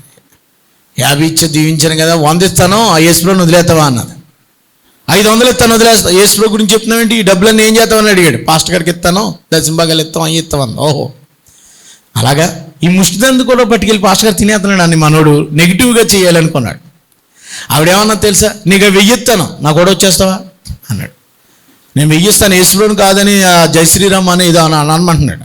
బాబా నీ డబ్బులు వద్దు, బాబా నాకు నీ డబ్బులు వద్దు, నువ్వు కాపాడుతున్నావు, నా దేవుడు నా రక్షకుడు, నీ డబ్బు వద్దు నువ్వు వద్దు అన్నది అంతే. మనిషి కళ్ళు తిరిగిపోయిన మనోడికి. దేవునికి స్తోత్రం. ఆవిడకి కొంచెం కుష్టిగా ఉంది ఆవిడకి, ముసలావిడ. సాక్ష్యం రైల్వే స్టేషన్లో రికార్డ్ అయింది, మీకు గూగుల్లో పెట్టారు, మీరు చూసుకోండి. అది రియల్గా అతను మాట్లాడింది, ఈవిడ మాట్లాడు. సాక్ష్యం ఇచ్చేసింది అక్కడ. యేసుప్రభు నేను కాపాడాను, ఏం కాపాడాడు, మరి ఎలా బతుకుతున్నానంటే ఈ ముసలితావిడి ఈ వయసు వరకు బతుకుతానంటే వాళ్ళ ద్వారా దేవుడు అని పోషిస్తున్నాడు. బాబు నువ్వేమన్నా నువ్వు ఇవ్వని పర్లేదు కానీ నేను యేసుప్రభు దేవుడు కాదన్న బాబా, అంతే నోరు మూసుకుని వెళ్ళిపోయాడు. దేవునికి స్తోత్రం కలుగును గాక. ఆయన ఎవరి చేతని చెప్పించారు అక్కడ. చివరికి ముస్టోడ్ను కూడా వదలని పాస్టర్ అని మాత్రం టైటిల్ పెట్టాడు మనవాడు. అది ఆడికి ఎగ్నెస్ట్ అవుద్దని తెలియట్లేదు వాడికి. దేవునికి స్తోత్రం. కనుక నేను ఏం చెప్తున్నానంటే, మనము దేవుని గురించి సాక్షులుగా ఉండలేకపోతున్నాం. దేవుని గురించి సాక్ష్యం ఇచ్చేవారుగా ఉండాలా, కన్న వాటిని విన్న వాటిని గురించి. కనుక సాక్షి జీవితంగా ఉండాలి. ప్రతి ఒక్కరూ వారి వారి పరిధిలో అడుక్కునే వాళ్ళు చెప్తున్నారు, అందరూ చెప్తున్నారు, నీ సంగతి ఏంటి? మొదటి వాళ్ళు సాక్ష్యం ఇచ్చారు, ఇప్పుడు కన్న వాటిని విన్న వాటిని గురించి చెప్పకుండా ఉండలేమన్నారు. ప్రజలందరూ జరిగిన దాని గురించి దేవుణ్ణి మహిమపరచుచుండరు కనుక సభవారు ప్రజలకు భయపడి వీరిని శిక్షించి విధవేమీ కనుగొనలేక వారిని గట్టిగా బెదిరించి విడుదల చేసేసారట. చప్పలు కూడా దేవునికి స్తోత్రం చెప్పండి. జైలు నుంచి వదిలేశారు. సాక్ష్యం అంటే అదే. సభ వాళ్ళు అందరూ అన్నారు దేవుని మహింపరుస్తున్నారు. జనాలేమో ఎంతమంది అయిపోయారు అక్కడ? 5,000 మంది వచ్చేసి ఉంటారు. మరి నిన్నే కదా 3 గంటలకి స్వస్థత కార్యం జరిగింది. రాత్రి 5,000 మంది బాప్తిసం పొందారు. ఆ ముందు రోజు 3,000 మంది. ఆడవాళ్ళు ఎంతమంది లెక్కలేదు, ఒక 20,000 మంది సభ అంతా బయట కూర్చున్నారు. ఏం చెయ్యాలో అర్థం కావట్లేదు వీళ్ళకి. గట్టిగా బెదిరించి వదిలేశారట. యేసుని గూర్చి మేము చెప్పకుండా ఉండలేము అమ్మా అంటారు ఈ మాట. యేసుని గురించి చెప్పకుండా సర్లే నాయన విడుదల చేశారట. చూడండి, స్వస్థపరుచుట 22వ వచనం, త్వరగా ముగిస్తాను. 22వ వచనంలో స్వస్థపరుచుట సూచిక్రియ యవన విషయంలో చేయబడినో వాడు 40 ఏండ్ల కంటే ఎక్కువ. నేను ఇందాక చెప్పాను కదా 40 ఏళ్ళు కుర్రోడని. ఆడి చేత ఎవరని చెప్పించారట. ఎక్కువ వయసు గలవాడు. వారు విడుదల నుండి తమ స్వజనుల యొద్దకు వచ్చి ప్రధాన యాజకులను పెద్దలను తమతో చెప్పిన మాటలన్నిటినీ వారికి తెలిపిరి. అమ్మా వీళ్ళు విడుదలైపోయిన వెంటనే నేను ఇది చెప్తున్నాను, మధ్యలో ఇక్కడికి వచ్చాను, క్షమించాను. యేసు ప్రభు గురించి మాట్లాడుతున్నాం కదా. యేసు ప్రభుని ఎక్కడ పెట్టారు ఇప్పుడు? ముద్దాయి. సాక్ష్యం ఎవరిస్తారు? యేసు ప్రభుని దేవుడు కాదంటున్నారు వీళ్ళు, మనోహరదాసులు అంటోళ్ళు. వాదించే వాళ్ళు ఎవరు? లాయర్ ఎవరు? పరిశుద్ధాత్మ దేవుడు వాదిస్తారు మన పక్షంగా ఉండి. పరిశుద్ధాత్మ దేవుడు వాదిస్తున్నాడు, నడిపిస్తున్నాడు. సాక్ష్యం ఎవరు వాళ్ళు ఇప్పుడు? యేసు ప్రభు దేవుడు కాదని వాళ్ళు అంటున్నారు. లోకమేమో యేసు ప్రభు దేవుడు కాదు అని బనాయించారు. మనమేమో యేసు ప్రభు దేవుడు అని రక్షకుడని నమ్ముతున్నాం. పరిశుద్ధాత్మ దేవుడు వాదిస్తున్నాడు. ఇప్పుడు కోర్టు జడ్జి ముందు నిలబడింది. ఇప్పుడు యేసు ప్రభు దేవుడని సాక్ష్యం ఇవ్వాల్సింది ఎవరు? నీవు ఇవ్వాలి, నువ్వు చెప్పాలి. ఇప్పుడు ఈయన దేవుడు, ఈ స్వస్థత పొందాను, ఈ పాపక్షమాపణ పొందాను, ఈ పరిశుద్ధాత్మను పొందాను, ఈయన ద్వారా నువ్వు సాక్ష్యం ఇస్తేనే ఆయన విడుదలవుతాడు. చప్పలు కూడా దేవునికి స్తోత్రం కలు. నువ్వు సాక్ష్యం చెప్పినంత వరకు ఆయన ముద్దాయిగానే ఉంటాడు అక్కడ. యేసు ప్రభువును గురించిన విషయాలు మనం చెప్పకపోవటం వల్ల, కనుక నన్ను క్షమించండి, ఆయన గురించి మనం ఏమని సాక్ష్యం ఇవ్వాలంటే, సాక్ష్యమిచ్చేదా మన స్వామి యేసు దేవుడనుచు సాక్ష్యమిచ్చేదా. సాక్ష్యమనగా కనిన వినిన సంగతులను తెలుపుటై సాక్ష్యమనగా సాక్ష్యమిచ్చేదా మన స్వామి యేసు దేవుడనుచు. హల్లెలూయా. ఈ అధ్యాయంలో మీరు మొదట నేర్చుకునేది ఏంటంటే సాక్ష్యం. కన్న వాటిని విన్న వాటిని గురించి చెప్పండి. యేసు ప్రభుని గురించి మేము సాక్షులమే. బుద్ధిగాంతాల వరకు మీరు సాక్షులుగా ఉంటారు.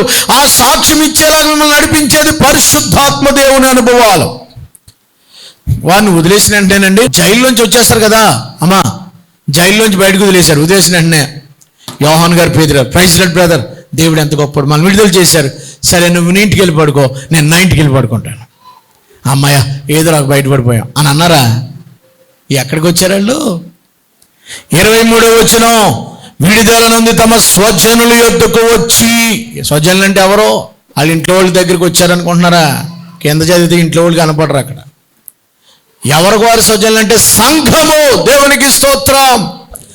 సంఘములోనికి వచ్చారు వాళ్ళు. స్వజనులు ఎవరు వాళ్ళకంటే? నాకు స్వజనులు నా ఆత్మీయులు యేసు రక్తముతో కడగబడిన నా సంఘమే నా స్వజనం. దేవునికి స్తోత్రం.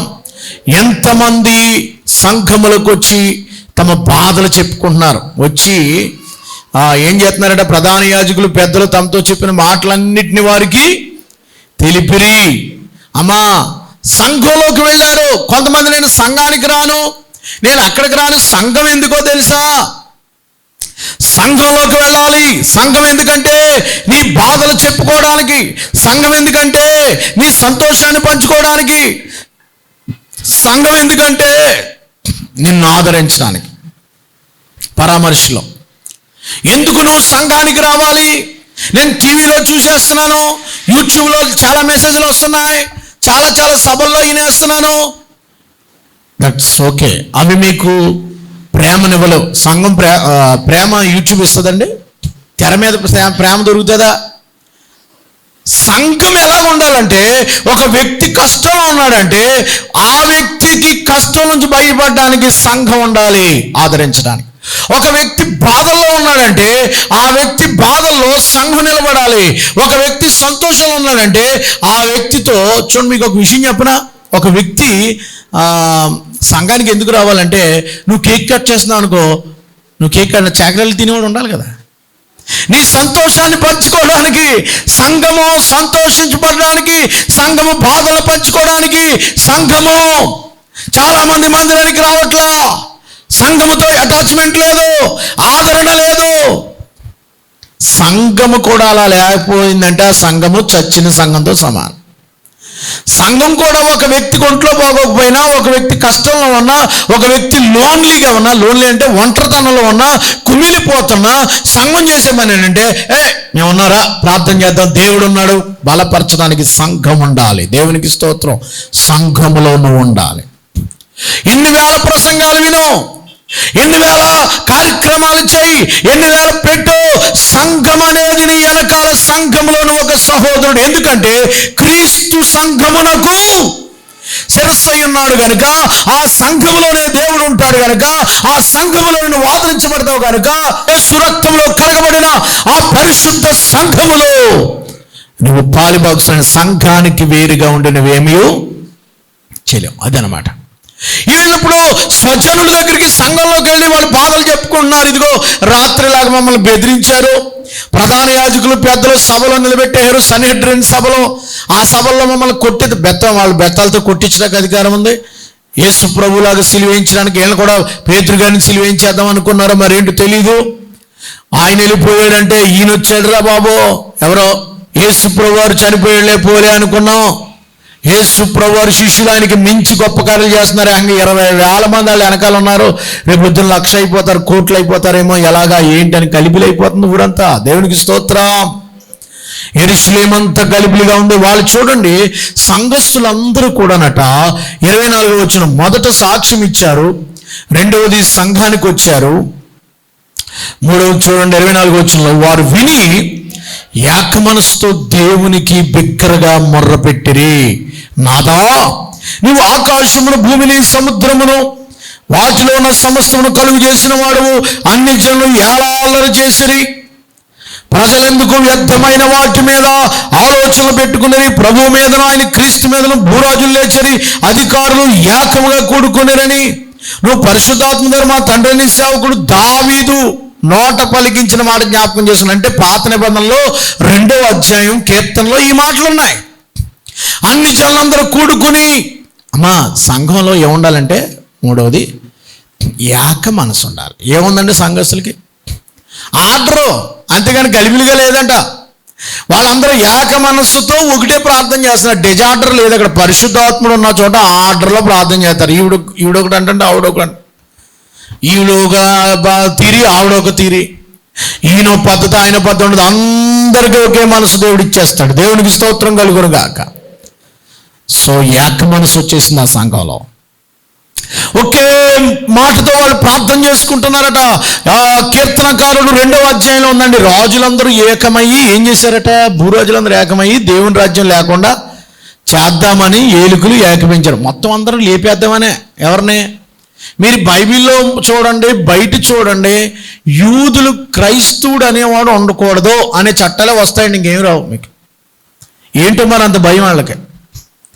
మనమేదో మనం ప్రార్థన చేసుకుంటే వాళ్ళని ఏమన్నా వాళ్ళని దూషిస్తున్నామా, లేకపోతే ఇంకోటి ఏమన్నా తెలియక మన సోదరులు ఇలాంటి చట్టాలే తీసుకొస్తారు, ఇంకేం తీసుకురారండి. ప్రపంచంలో మీరు చూడండి, నిర్గమాకాండంలో 2వ అధ్యాయంలో మొత్తం యూదులందరూ లేపేయాలని చూశాడు ఆయన. అయిందా? అవలేదు. నిర్గమాకాండంలో వీళ్ళు ఎక్కువైపోతున్నారు. ఏమా అప్పుడే పుట్టిన పిల్లోడు మొదలుకొని 2 సంవత్సరాల్లో పిల్లలందరినీ నోట్లో ఒడ్లు గింజ చేసావు, బీపు గింజ చేసావు, చంపేమన్నాడు. ఎవరిని? సిఫ్రా, ఫూయా అనేటువంటి మిడ్నర్స్ వాళ్ళు ఉంటారు కదా, మంత్రసానులు. వాళ్ళకి చెప్తే ఈయన ఈ చట్టం చేసిన కాడి నుంచి పిల్లలు ఎక్కువ పుట్టేస్తున్నారట. మగ పిల్లలు ఎక్కువ డెలివరీ అయిపోతుంది. సెన్సస్ లిస్టులో మగవాళ్ళు పెరిగిపోతున్నారు. దేవునికి స్తోత్రం. వాళ్ళు అనచాలని చూసినా ఇంకా పెరిగిపోద్ది, కానీ ఇది ఆగేది కాదు. చప్పలు కొడు దేవునికి స్తోత్రం చెప్పండి. మొత్తం లేపేద్దామని చూశారండి. అప్పుడే కదా పుట్టాడు మనోడు. ఎవరో మోసే పుట్టాడు. దేవునికి స్తోత్రం కలిగిన కాక లెక్కకి విస్తరించిన జనం. ఇంకొక చోట మీకు చెప్పనా, మనోళ్ళు ఎక్కడ? యూదులు. ఆ నయమాను యూదుడు అన్నవాడు ఒకడు ఉండకూడదని ఒకరోజు చట్టం చేసేసాడట, యూదులందరినీ చంపించేయాలని. ఏమండి ఎస్తేరు గ్రంథం అదేనా? నయమాన్ అనే అతను, నయమాన్ కదా, హామాను, క్షమించాను, హామాను అనే అతను ఏం చేశాడు? హామాను యూదుడు అన్నవాడు ఉండకూడదని చట్టం చేసేసాడు. హామాను ఎస్తేరు గ్రంథంలో. ఇంతగా ఏమీ లేదు, వీళ్ళు ప్రత్యేకమైన వాళ్ళని. మనం ప్రత్యేకం జీవిస్తే వాళ్ళకేటండి, మనం పరిశుద్ధంగా ఉంటే వాళ్ళకేటండి, మనం ప్రార్థన చేసుకుంటే వాళ్ళకి బాధ ఏంటండి, మన దేవుని కార్యాలు చెప్పుకుంటే వాళ్ళకి బాధ ఏంటండి? తెలియక పాపం వాళ్ళు కూడా ఈ సత్యాన్ని తెలుసుకుంటారు కదా. యూదులందరినీ లేపేయాలని చూశారు. ఎస్తేరు 2 రోజులు ప్రార్థన చేసిందండి, 3 రోజులు ప్రార్థన చేసింది. యూదులకి ఏమొచ్చింది? రక్షణ వచ్చింది. ఎవరు పోయారు? వాళ్ళే పోయారు. దేవునికి స్తోత్రం. ఆమెను పోయాడు, ఆ బ్యాచ్ కూడా పోయింది మొత్తం. దేవునికి మహిమ కలుగును గాక. దాన్నే పూరిం పండుగ చేసుకునేవారు. పూరిం, ఇక్కడేమో పస్కా పండుగ చేసుకునేవారు. లేపేద్దామనే మొత్తం అందరినీ. ఎక్కడ చట్టం చూసినా యూదుడు అన్నవాడు ఉండకూడదు. మీకు హిట్లర్, మన చరిత్రలో హిట్లర్కి యూదుడంటే భయం. ఎందుకంటే జర్మనీ వాడే. హిట్లర్ కూడా జర్మనీ వాడే. హిట్లర్ జర్మనీ వాడై ఉండి అక్కడే క్రిస్టియానిటీ అభివృద్ధి అవుతున్న సమయంలో యూదులు ఎక్కువ ప్రాధాన్యత కలిగి ఉంటున్నారు, యూదులు ఎక్కువ తెలివైన వాళ్ళు అయిపోతున్నారు, యూదులు ఎక్కువ పెరిగిపోతున్నారని హిట్లర్ రోజుకి కొన్ని 100 మందిని చంపేయాలని హిట్లర్ ప్రయత్నం చేశాడండి చరిత్రలో. ఇది బైబిల్లో ఉన్నదండి చరిత్ర. ఇది 6 లక్షల మందిని చంపించేశాడు హిట్లర్. 6 లక్షల మంది అంటే మాటలండి యూదుల్ని. యూదులు ఆగిపోయారా? యూదులు లేకుండా పోయారా? ఇప్పుడు వాళ్ళ దేశం వాళ్ళకి ఎప్పుడు ఉంటానే ఉంటుంది. దేవునికి స్తోత్రం కలుగును గాక. వాళ్ళ దేవుడు ఏర్పాటు చాలా మంది చేశారు ఈ పనులు. ఏళ్ళే కాదు, చాలా మంది చేశారు. మాట్లాడకూడదు, ఆపిచ్చేద్దాం, చేసేద్దాం. ప్రపంచంలో అలా చేసిన వాళ్ళు ఎవ్వరు కూడా బుట్ట దాఖలా లేరు. వాళ్ళు అందరూ పోయారు. రోమన్ సామ్రాజ్యం, యేసుప్రభువు పుట్టినప్పుడు రోమన్ కంట్రీ వాళ్ళు, ఆ నీరో చక్రవర్తి వాళ్ళందరూ కూడా ఏం చేశారు? 2 సంవత్సరాల లోపు పిల్లలందరినీ హేరోదు చంపించేద్దాం అన్నాడు. ఆగిందా? మన దేవుడు మనల్ని కంటి పాప వలె కాపాడే దేవుడు. దేవునికి స్తోత్రం చెప్పండి. వీళ్ళందరూ ఏకీభవించి కూడుకొని ఇలాంటి పని చేస్తున్నప్పుడు, నేను త్వరగా ముగింపులోకి వచ్చేస్తాను. 27 4వ అధ్యాయం 27 వచ్చిన చూడండి. ఏమి జరగవలనని నీవు హృదయము నీ హస్తమును నీ సంకల్పమును ముందు నిర్ణయించును, వాటన్నిటినీ చేటకు నీవు అభిషేకించి నీ పరిశుద్ధ సేవకుడని యేసునకు విరోధముగా హేరోదును పొంతు పిలాతును అన్ని జనులు ఇశ్రాయేలు ప్రజలను ఈ పట్టణమందు నిజముగా కూడుకొనిరి. ప్రభువా, ఈ సమయమందు వారు బెదిరింపులు చూచి, అయ్యా కొంతమంది బెదిరిస్తున్నారు, కొంతమంది వాక్యం చెప్పొద్దు అంటున్నారు, కొంతమంది మమ్మల్ని తీసేస్తామంటున్నారు, కొంతమంది వెళ్ళేస్తామంటున్నారు, కొంతమంది ప్రార్థన చేసి బెదిరింపులు చూడకండి. చాలా బెదిరింపులు వస్తాయి. బెదిరింపులు వచ్చినప్పుడు ప్రభువా ఈ సమయమందు రోగులను స్వస్థపరచును, బెదిరింపులు చూచి రోగులను స్వస్థపరచుటకును నీ పరిశుద్ధ సేవకుడైన యేసు నామము ద్వారా సూచక్రియలను మహత్కార్యములను చేయుటకును నీవు చేయి చాచి ఉండగా నీ దాసులు బహుధైర్యముగా నీ వాక్యం బోధించినట్లు అనుగ్రహించమని ప్రార్థన చేశారట. దేవునికి స్తోత్రం. ఆరాధించారు. మొదట నాదాన్ని 24 ఆరాధన ఏం చేస్తుందంటే ధైర్యం ఇస్తుంది. ఆరాధన బోల్డ్నెస్ ఇస్తుంది. ఆరాధన భయాన్ని తొలగిస్తుంది. రెండవది ప్రార్థించారు, ప్రేయింగ్. ఇక్కడ నేను ఒకటి విట్నెస్, రెండవది ఏక మనసు వచ్చేసింది, మూడవది ఆరాధించారు, నాలుగవది ప్రార్థన. బెదిరింపులు వచ్చిన కష్టం కృంగిపోలేదు సంఘం. ఎందుకంటే ఒకరి సుఖ దుఃఖాల్లో ఒకరు ప్రార్థన చేసుకోవడానికి, ఒకరికొకరు ప్రార్థనలో గడపడానికి ఆరాధించారు. ఇప్పుడు ప్రేయింగ్. ప్రభువా నీ హస్తము చాపో, ఇప్పుడు రోగుల్ని స్వస్థపరుస్తున్నావు. వాళ్ళు అడుగుతున్నది ఏంటంటే నీ చేయి చాచుండగా మహత్కార్యాలు సూచక్రియలు నీ చేయి, నీ దాసులైన వారు వాక్యం బోధించడానికి ధైర్యమే ప్రభువా. నీ దాసులు వాక్యం ప్రకటించాలి, మీటింగులు పెట్టాలి, ప్రార్థన చేయాలండి. ఎప్పుడైతే ఆ ప్రార్థన చేస్తామో ప్రార్థన శక్తివంతులుగా మారుస్తుంది. ప్రార్థన మనల్ని శక్తివంతులుగా మారుస్తుంది. ప్రార్థన పరిస్థితులను మారుస్తుంది. భయాలలో, బెదిరింపులలో ప్రేయింగ్ చాలా అవసరం అండి. విట్నెసింగ్, ప్రేయర్ చేశారు. ప్రేయర్ చేసిన ఏం తెలుసా? షేకింగ్, భూకంపం వచ్చేసిందట. 31వ వచనంలో వారు కూడి ఉన్న వారు ప్రార్థన చేయగానే ఏమనుంది అక్కడ 31లో? వారు ప్రార్థన చేయగానే వారు కూడి ఉన్న చోటు కంపించను. వారు ప్రార్థన చేసిన వారు కూడిన చోటు కంపించను. వారు అందరూ పరిశుద్ధాత్మతో నిండిన వారై దేవుని వాక్యమును ధైర్యముగా బోధించారట. దేవునికి స్తోత్రం. వాక్యం బోధించాలంటే, సంఘాలు ఉజ్జింపబడాలంటే, ఆత్మ నింపుదల కావాలంటే ప్రేయింగ్, తర్వాత షేకింగ్ ముగించేస్తాను. పరిశుద్ధాత్మ దేవుడు మళ్ళీ నింపబడ్డారంట. వారు కూడిన చోటు, వారు కూర్చున్న చోటు కంపించిపోయిందట. షేకింగ్, భూకంపం వచ్చేసింది. వారు కదిలిపోయింది. ఒక్కసారి ప్రార్థన చేస్తుండగా ఆత్మతో నింపబడ్డారు. మళ్ళీ వీధుల్లోకి వెళ్ళారు, మళ్ళీ సంఘాల్లోకి వెళ్ళారు, వాక్యం బోధించారు, మళ్ళీ సభలు పెట్టారు. వేల కొల మంది బాప్తీసం పొందారు. ఇక లెక్కలేదు, అనేకులు అయిపోయారట. దేవునికి స్తోత్రం కలుగును గాక. నేను ముగిస్తున్నాను. ప్రేయింగ్, షేకింగ్, తర్వాత 32 నుంచి టైం లేదు కనుక 37 వరకు షేరింగ్. ఏం జరిగిందండి? షేరింగ్. 32 నుంచి 37 వరకు ఏం జరిగిందంట? షేరింగ్ అంటే వాళ్ళు ఏకాత్మ ఏక మనసు గలవై వారి స్థిర చర ఆస్తులను పట్టుకొచ్చి ఎక్కడ పెట్టారట? చర్చిలో పెట్టేశారు. దేవుని కోటాలు పెట్టడానికి, లేకపోతే కార్యక్రమాలు చేయడానికి, లేకపోతే దేవుని మందిరం కట్టడానికి. ఇదిగో అయ్యారు, ఇదిగో దేవుడు ఇంత గొప్ప కార్యం చేశాడు, ఇదిగోండి నా అమౌంట్, ఇదిగోండి నా 10,000 ఇదిగోండి, నా 20,000 ఇదిగోండి, నా నెల జీతం ఇదిగోండి అని దేవునికి అక్కడ ఉంది. చాలా చక్కగా రాశాడు. స్థిర ఆస్తుల్ని పట్టుకొచ్చి ఎక్కడ పెట్టారంటమ్మా? షేరింగ్ అంటారు దాన్ని. ఏమంటారు? షేరింగ్. కాబట్టి ప్రేయింగ్, షేకింగ్, షేరింగ్. ప్రార్థన చేసేటప్పుడు దేవుడు షేక్ చేస్తాడు, హృదయాలను షేక్ చేస్తాడు, మనుషుల్ని షేక్ చేస్తాడు. తర్వాత షేరింగ్. 37వ అధ్యాయం కూడా అక్కడ బర్నబా అని ఒక ఆయన ఉన్నాడు. బర్నబా ఆయన పేరు ఆదరణ పుత్రుడు అని పిలువబడే బర్నబా ఆయన ఏం చేశాడంటమ్మా? ఏం చేశాడంటమ్మా? ఆయన చాలా ఎకరాల పొలం ఉందంట, అమ్మేసి వెల తెచ్చేసి పాస్టర్ గారికి ఇచ్చేసాడు. అయ్యారు నాకు 10 ఎకరాలు ఉందండి, అమ్మేశాను, సేవకు వాడను అన్నాడు. చర్చి కట్టించినాడు. దేవునికి స్తోత్రం కలుగును కాదు. మనం ఒక 5,000 10,000 ఇవ్వడానికి చాలా ఇబ్బంది పడతాం.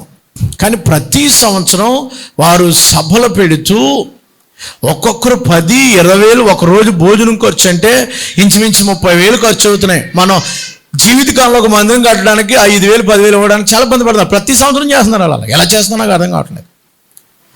ప్రియులారా, దేవుని యొక్క పనిలో మనము సహకారులుగా ఉంటూ దేవుని యొక్క పనిలో మనం చేతులు కలపవలసిన వారు అవుతున్నాను. ముగిస్తున్నాను. ఒక ఆయన చర్చిలో కీబోర్డ్ వాయిస్తున్నాడు. కీబోర్డ్ దగ్గర ఉన్నాడు చిన్న కుర్రోడు. కీబోర్డ్ ఆయన దగ్గర గాలి కొడతారు కదా, అక్కడ ఉన్నాడు. ఆఫ్రికా ఖండం నుంచి వచ్చి ఒక ఆయన ప్రసంగం చేస్తూ స్కాట్లాండ్లో ఆఫ్రికా ఖండానికి ఎవరైనా లేబర్స్ మిషనరీస్ వస్తారా సువార్త చేయడానికి ఎవరైనా వస్తారా? సేవ చేయడానికి ఎవరు వస్తారని పిలుస్తుంటే, బాబోయ్ అక్కడ రోడ్లు ఉండవు, అక్కడ 18వ శతాబ్దంలోనండి రోడ్లు ఉండవు, ఏముండవు అక్కడ, ఈ సరైన ఇల్లులు ఉండవు, దోమలు ఉంటాయి, ఏమంటాం అది మలేరియా దోమ, మన్యం దోమ కుట్టిందంటే చచ్చిపోతామని అంటే ఎవ్వరు వెళ్ళట్లేదట. పొద్దున్న చెప్పాడు, సాయంత్రం చెప్పాడు, అన్నిసార్లు చెప్పాడు, ఎవరు వినలేదండి. జరిగిన సంఘటన ఏంటో తెలుసా? ఈ కీబోర్డ్ దగ్గర గాలి కొడుతున్న కుర్రోడు నేను వెళ్తానండి అని చేయిస్తాడు. ఇంకా సర్లే అని ప్రార్థన చేసి వదిలేశారు. అతను తర్వాత చదువుకున్నాడు, తర్వాత డాక్టర్ చదివాడు. డాక్టర్ చదివాడు, పెళ్ళైపోయింది. పెళ్ళైన తర్వాత అతడు మిషనరీగా వెళ్ళడానికి రెడీ అవుతుంటే అందరూ చెప్పారు, నువ్వు డాక్టర్ హాయిగా ఉద్యోగం చేసుకో, నీ భార్యకి దోమ కుట్టిందంటే చచ్చిపోద్ది, అక్కడ దోమలు కుట్టిన మామూలుగా ఉండవు, మన్యం దోమ మనం తట్టుకోలేము, మనం అమెరికన్స్ కదా, మరి ఇంగ్లాండ్ వాళ్ళు కదా, వాళ్ళు అసలు ఎర్రగా అని ఎలా కుట్టిందంటే ఎర్రబడిపోతాడు, సరే తట్టుకోలేవు అక్కడ ఎండ ఎన్ని అంటే, సరే అని పర్లేదు దేవుడు పిలుపు కదా వెళ్ళిపోతానని వెళ్ళాడండి. వెళ్ళిన కొన్ని సంవత్సరాలకి తన భార్యకి నిజంగానే దోమ కుట్టింది, చచ్చిపోయింది. ఆవిడ తీసుకొచ్చేసి స్కాట్లాండ్లో సమాధి చేసేసారు. అప్పుడు చెప్పారు, ఇప్పుడు ఇంక మానే, భార్య కూడా పోయింది కదా అంటే, లేదు నేను దేవుడు పిలుచుకుని అక్కడికే, అది నా జీవితం, అక్కడికి వెళ్ళిపోయి అక్కడ సేవ చేస్తున్నాడు. ఒక మెడికల్ మిషనరీగా వెళ్ళాడు అతడు ప్రార్థన చేస్తున్నప్పుడు అతను సువార్త సేవకి అనేకులు విని మారు మనసు పొందుతున్నారు. ఒక ఇంత క్యాంపస్లో, ఒక అడవిలో, అరణ్యంలో మనకి ఏజెన్సీ ఎలా ఉంటుంది, ఆ ఏజెన్సీలో ఆయన సేవ చేస్తున్నప్పుడు ఆయన క్యాంపస్ చుట్టూ ఒక ట్రైబల్ నాయకుడు ఉంటాడు కదా, కోయి దొర ఎవడు ఉంటాడు, ముఠా నాయకుడు, ఆడొచ్చి ఈ రాత్రి నిన్ను నీ క్యాంపస్లో నీ గ్రౌండ్లో ఉన్న వాళ్ళందరినీ చంపేస్తామన్నారు. ఎప్పుడైతే ఆ మాట అన్నారో అండి, ఇతడు ప్రార్థన చేసుకున్నాడు. రాత్రి అంతా ప్రార్థన చేశారు, అయిపోయింది. వాళ్ళు రాలేదు, చంపలేదు. అలాగే మళ్ళీ సేవ చేసేసుకున్నాడు. కొద్ది కాలానికి ఆ ముఠా నాయకుడికి యేసుప్రభు గురించి చెప్పారు, అతను మారు మనసు పొందాడు. ఆ ఊరోళ్ళ తాండా జనం అంతా, ఆ ఏజెన్సీ ట్రైబల్ జనం అంతా యేసుప్రభుని నమ్ముకున్నారు. దేవునికి స్తోత్రం చెప్పండి. అందరూ మారిపోయినట్టండి. మారిపోయి చర్చకు వస్తాడు కదా, ఇతన్ని అడిగారట, అమ్మ వినండి, ప్రార్థన ఎంత శక్తివంతంగా పనిచేద్దాం. ఇతన్ని వచ్చి అడిగారట, బాబు మరి నువ్వు పాస్టర్ గారు ఆయన పేరు డేవిడ్ లివింగ్స్టన్, ఆయన అడిగారట, బాబు మరి నువ్వు ఆ వేళ మీరు మమ్మల్ని చంపుతామని పెద్ద లెటర్ పంపావు కదా, రాలేదా ఏంటన్నాడు. ఎందుకు రాలేదండి, మేము వచ్చాం, ముఠా వచ్చి మిమ్మల్ని లేపేద్దామని, కానీ మీ క్యాంపస్ చుట్టూ 39 మంది పెద్ద పెద్ద జైంట్స్, అంటే రాక్షసులు లాంటి మనుషులు, మేము ఎప్పుడు చూడలేదు, అంత బలమైన వాళ్ళు ఇలా బళ్ళలు వేసుకుని ఉన్నారు, భయం వేసి పారిపోయామన్నాడు. ఏంటి 39 మంది ఇప్పుడు రాత్రి?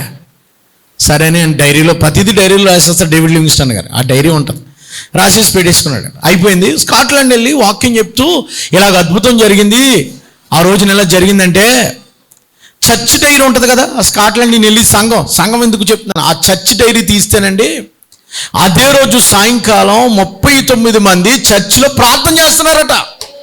దేవునికి స్తోత్రం చెప్పండి. ఆ 39 అక్కడ నిలబడ్డారట. దేవుడు వారి చుట్టూ కంచిగా ఉంచాడు. ఎక్కడ ప్రార్థన జరుగుతుందో అక్కడ శత్రువుల నుంచి, దేవుడు బెదిరింపుల నుంచి కాపాడతాడు. దేవునికి స్తోత్రం కలుగునుగా. ఇలాంటి డేవిడ్ లివింగ్స్టన్ అక్కడ సేవ చేస్తూ వెళుతున్నప్పుడు ఒక రోజున ఆయన వెళుతూ ఉంటుంటే, ఒక ఈ ముళ్ళు తుప్పులు ఉంటాయి కదండి, ఈ సీసా సింతకాయ ఏమంటాయి, ఈ ముళ్ళులు ఉంటాయి కదా, అవన్నీ ఇలా కర్రతో గెంటుకుంటూ వెళ్తుంటే ఒకసారి ఒక రెమ్మ ఇలా గెంటినండి వచ్చి కటక్కని వచ్చి కంట మీద కొట్టిందట. కంట్లో కూర్చిపోయింది, కన్ను పోయింది, ఇంటికి తిరిగి వెళ్ళలేదు. ఒక రేవు దాడుతున్నాడు. ఆ రేవు దాడుతుంటుంటే ఏం కుట్టిందో తెలియదు, బయటకు వచ్చినోడికి కాలు తిమ్మిరిక్కిపోయి నాళ్ళపోతున్నాడు. ఏమి అర్థం కాలేదు, కుంటోడుగా నడుస్తున్నాడు. ఒక చోట రాత్రులు కాపలా కాయాలంటే అడవి కదా, ఇలా గన్న పెట్టుకుని ఇలా కూర్చుని కాపలా కాస్తూ గబుక్కుని 12 గంటలకు ఇలా కునుకుపాటు వచ్చిందంట. ఒక సింహం వచ్చి పంజా విసిరేసిందట. విసిరిగానే జబ్బు మీద కొట్టేసింది. ఎప్పుడైతే ఇక్కడ గుచ్చేసిందో జబ్బు లెగిసిపోయింది, ముక్కట్టిపోయింది. ఈ చెయ్యి లేదు, ఒక చెయ్యి లేదు, ఒక కాలు లేదు, ఒక కన్ను లేదు. 2500 మైళ్ళు దూరం నడిచి ఆఫ్రికా ఖండంలో సువార్త ప్రకటించాడు. 2500 మైళ్ళు స్వార్థ చేశాడు. ఈవేళ ఆఫ్రికా ఖండంలో మోస్ట్ ఆఫ్ ది పీపుల్ చీకట్ల నుంచి వెలుగులుగా వచ్చి యేసు ప్రభు నమ్ముకున్నారు. దేవునికి స్తోత్రం చెప్పండి. అలాంటి శ్రమలు సాక్షిగా నిలబడ్డాడు. అక్కడ గుడిసెలో చివరికి ముసలోడైపోయి అతను పడుకుని, ఇక మోకాళ్ళ మీద పడుకుని ప్రార్థనలో ఉండి అతను లేవలేదు. చుట్టుపక్కల సర్వెంట్స్ ఉంటారు కదా, వాళ్ళు గబగబ వచ్చి లేపారు. అయ్యగారు చనిపోయాడు. ఈ వార్త ఆఫ్రికా ఖండం అంతా తెలిసిపోయినప్పుడు వాళ్ళందరూ వచ్చేసారండి. స్కాట్లాండ్ వాళ్ళు వచ్చేసారు. మిషనరీస్ వెళ్ళి విమానాల మీద వచ్చేసి ఆ బాడీని తీసుకెళ్తుంటే ఆ ఊరు తాండా నాయకులు, యజమానులు అన్నారట, ఇతన్ని తీసుకెళ్ళడానికి వీల్లేదు, ఈ బాడీ ఇక్కడే సమాధి చేయాలి. ఇతడు మా కోసం సేవ చేశాడు, ఇతడు మా కోసం ఎంతో కష్టపడ్డాడు, చీకట్లోనే మాకు మెడికల్గా కానీ ప్రార్థన కానీ ఎంత పని చేశాడు ఈయన. ఇన్ని మీరు ఇక్కడే సమాధి చేయాలి, మా మధ్య నుండి పోవాలంటే, బాబు మీ దేశ చట్టం ఒప్పుకోదు, మా దేశ చట్టం ఒప్పుకోదు అని అంటుంటే, కాదు అయ్యా, కనీసం ఆయన గుండె మా కోసం తప్పించింది, ఆయన గుండె మా కోసం కొట్టుకుంది. భార్య పోయినా, కాలు పోయినా, కన్ను పోయినా, చెయ్యి పోయినా వెళ్ళలేదు ఆయన. కనీసం అతను గుండెన్న మాకు ఇవ్వండి అంటే ఆ గుండె చీరి ఆ గుండె ఇచ్చారట. ఆ గుండెనేమో ఆఫ్రికాలో సమాధి చేశారు, ఆయన బాడీనేమో స్కాట్లాండ్లో సమాధి చేశారు. ఒకే ఒక దైవజనుడు ప్రపంచంలో 2 చోట్ల సమాధి చేయబడ్డాడు. ఆయనే డేవిడ్ లివింగ్స్టన్. ఒక సాక్షిగానే ఉండగలవా? పరిశుద్ధాత్మతో నింపబడినప్పుడు నువ్వు ఆయన కోసం సాక్ష్యం చెప్తావా? మౌనంగా ఉంటావా? ఆయన కోసం ప్రార్థన చేస్తావా? షేరింగ్ చేస్తావా? సహకరిస్తావా? తల్ల వంచండి, ప్రార్థన చేసుకుందాం. మహాపరిశుద్ధుడు అయిన మా తండ్రి, ఇంతవరకు ఎత్తబడిన వాక్యం ఫలింప చేయండి. అనేక సంఘాల సాక్షులుగాను, నీకు శిష్యులుగాను చేయమని, నీ పరిచర్ల వారు పాలుభాగస్తులుగాను, బెదిరింపుల మధ్యన నిలబడేవారుగాను, సహకారులుగాను, నీకు ఇష్టలుగాను వారు జీవించినట్లుగా కృప చూపమని, ఎత్తబడిన వాక్యం ఫలింప చేయమని యేసు ప్రభువు వారి పేరట వేడుకొనుచున్నాము తండ్రి.